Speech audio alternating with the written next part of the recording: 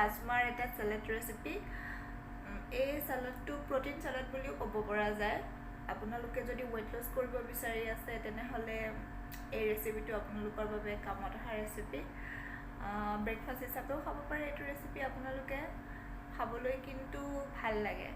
আপোনালোকে এবাৰ ট্ৰাই কৰি চাব, তেতিয়া গম পাবই কেনেকুৱা লাগে। তেনেহলে বলক ৰেচিপিটো আৰম্ভ কৰোঁ। আৰু যদি ভিডিঅ'টো ভাল লাগে তেনেহলে লাইক, শ্বেয়াৰ আৰু ছাবস্ক্ৰাইব কৰি দিব নাপাহৰিব। বলক আৰম্ভ কৰোঁ। প্ৰথমে মই বইল কৰি ৰখা এই ৰাজমাহকেইটা লৈছোঁ। চাওক, একদম ভালকৈ সফ্ট হৈ যোৱাকৈ এইটো বইল কৰি লৈছিলোঁ।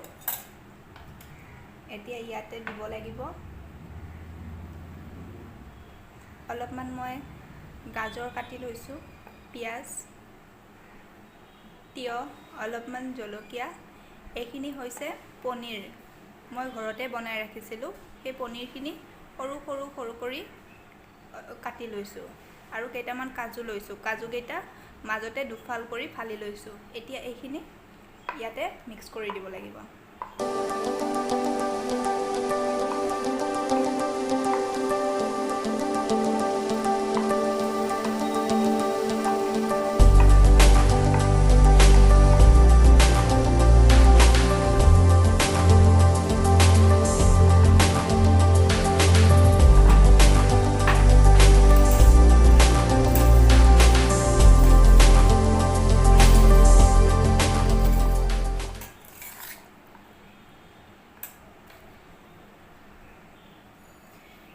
ইয়াতে সোৱাদ অনুসাৰে অলপমান নিমখ দি ল'লোঁ,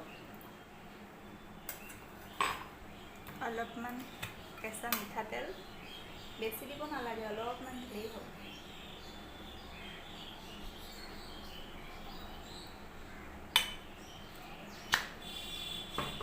এতিয়া এইখিনি ভালকৈ মিক্স কৰি ল'ব লাগিব।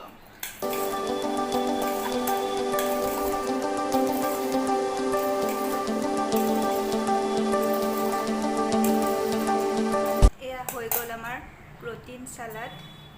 এইখিনি খাবলৈ বহুত সোৱাদ হয়। আপোনালোকে এবাৰ খাই চাবচোন এইখিনি আৰু কমেণ্টত জনাবলৈ নাপাহৰিব কেনেকুৱা লাগিল। ওয়েট লস কৰিবলৈ আপোনালোকে ঘৰতে এই প্ৰটিন সালাডটো ৰাতিপুৱা ব্ৰেকফাষ্ট হিচাপেও খাব পাৰে। মইতো ব্ৰেকফাষ্ট হিচাপেই খাওঁ এতিয়া।